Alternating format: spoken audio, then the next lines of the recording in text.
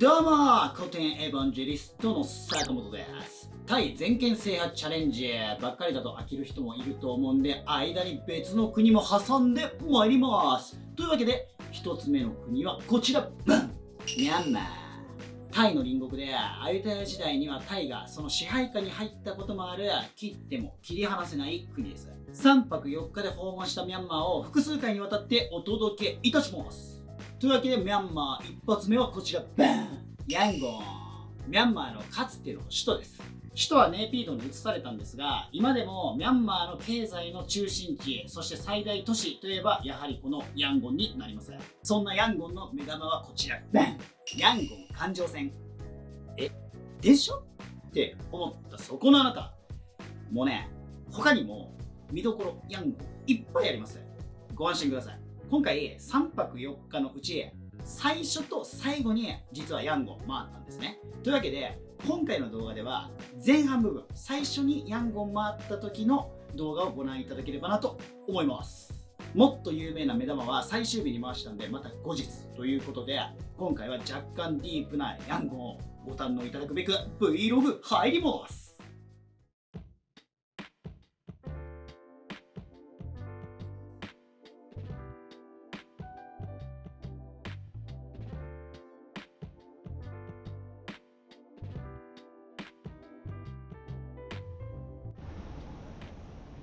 おはようございます。ただいま時刻朝の7時10分と、僕にしては珍しくね朝の出発になるわけなんですが、これからヤンゴンに参ります。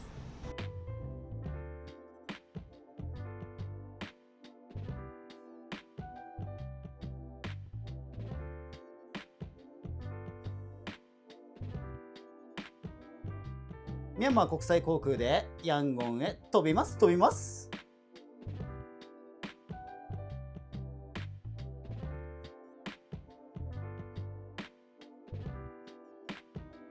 機内食は甘い系中心でした。てか意外といろんな国にフライト飛んでますね、ミャンマー。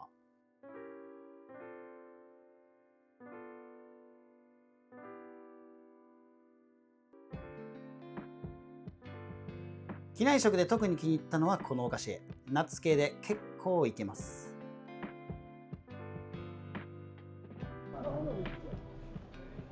ヤンゴン到着です。よいしょ。日本人の場合、ミャンマー入国にはビザが必要です。空港に着いてから取れるんですけど、事前準備は忘れずにしておいてください。2025年3月時点だと、空港でもらえる記入書類の他に、50米ドル、泊まるホテルとフライトの予約情報、そして証明写真が必要でした。ビザ、無事にゲットだぜ！グラブタクシーでホテルまで移動します。やっぱグラブ超絶便利。本日のお宿、メリンダホテル。今回は友人夫妻と合流することもあって結構いい宿取っちゃいました。ということでお部屋です。よいしょ。綺麗すぎる。いやー、奮発しただけのことはありますね。でもまあ言うて1泊1万円ちょいなんで、それでこのクオリティなんコスパえぐないですか？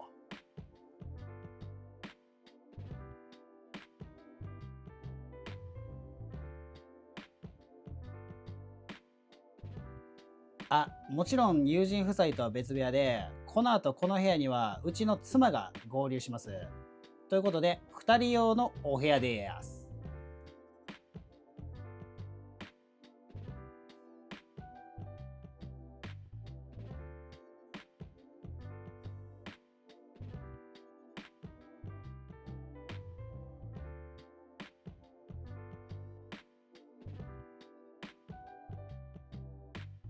我らがタイのカップ麺置いてますね。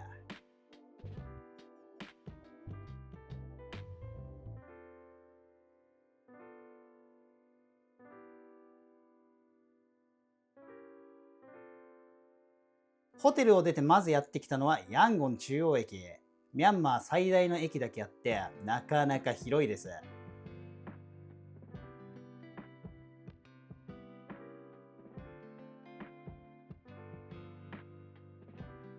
かつて大英帝国の統治下にあった歴史を思わせる英国風の庁舎です。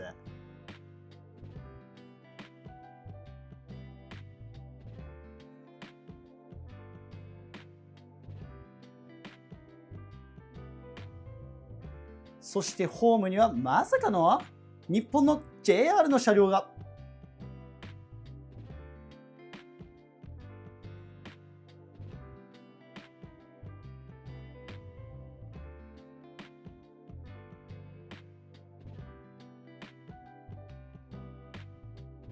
ヤンゴンやのにめっちゃ日本。不思議。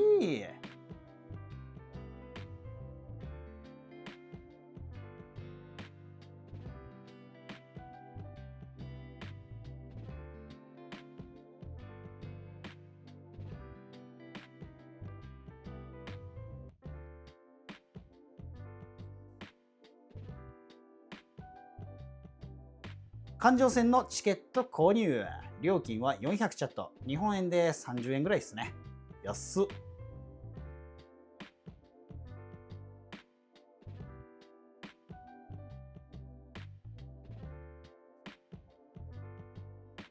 うまそうな焼きそば売ってたんで、1000チャット、約75円で買ってみます。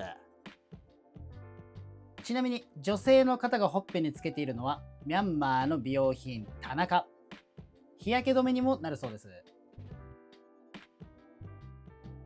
もちもちの味薄めの焼きそばっすね。パクチーがほのかに効いてて結構いけるっす。これさっきの露店で買ったんですけど、多分水道水っすね、中身。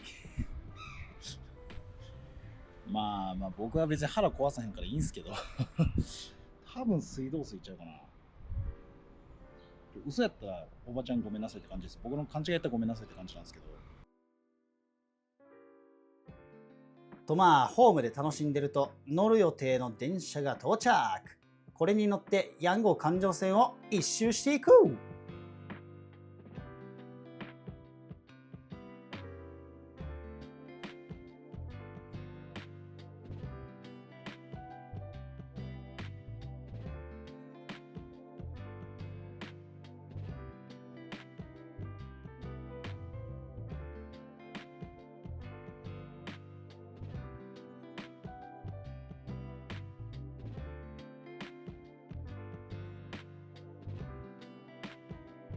なんとまさかの電車内でご飯を作って販売している現場に遭遇。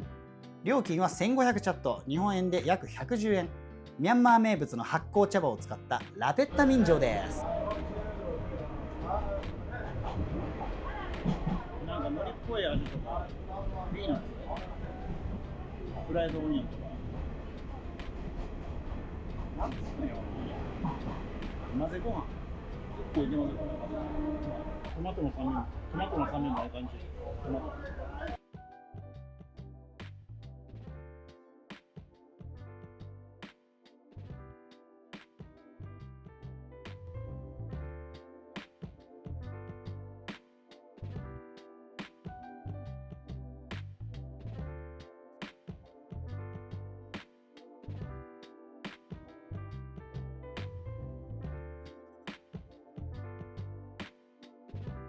高層建築がほとんどなく、住居もトタン屋根が目立ちますが、ちらほらと真新しい建物も建っていますね。風が気持ちいいぜと思っていたのですが、折り返しました。これ一瞬1000円やってた。マジか。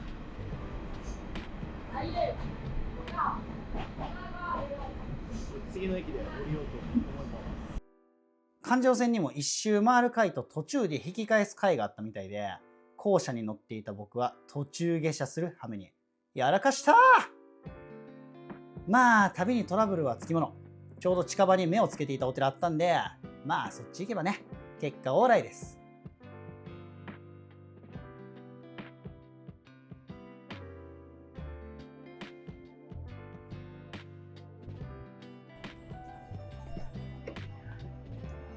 ここで靴を預けます。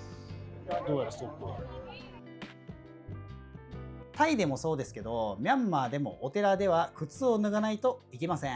というか、タイだと基本、お堂の中が靴禁止って感じなんですけど、ミャンマーは境内全体で脱がないといけないところが多い印象です。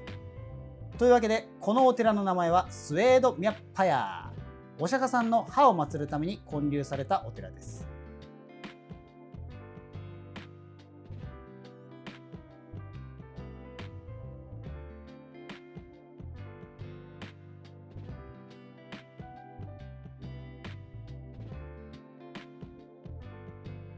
ここにお釈迦さんの歯が安置されているようです。レプリカだって話ですけど、いずれにせよ興味深いですね。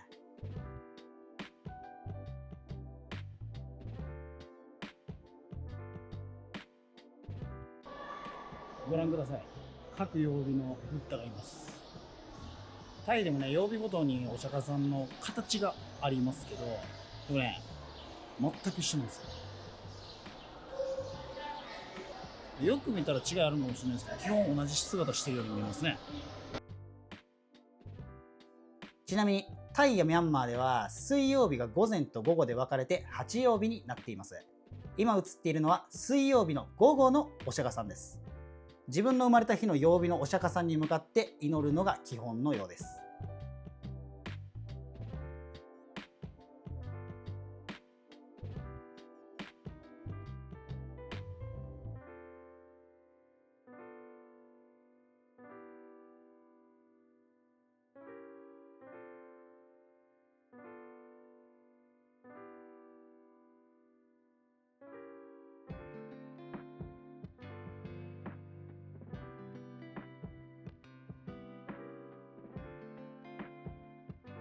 なかなか大きくて立派な仏塔ですね。けどなんかよく見ると糸みたいなの垂れてません？と思ったらなんか登ってきた！謎の金ピカの物体が上へ上へと登っていきます。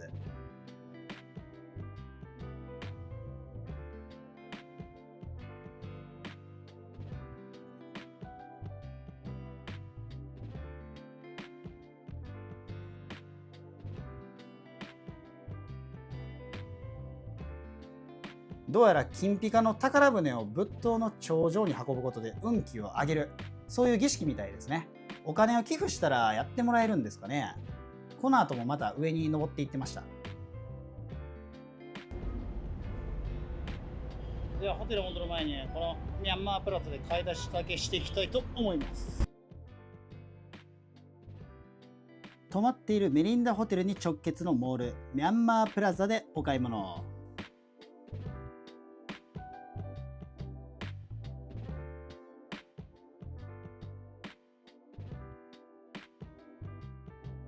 ATM もあるんで買い物ついでに現地通貨も引き出しておきました。こちらはホテルからの景色、結構いい眺めですね。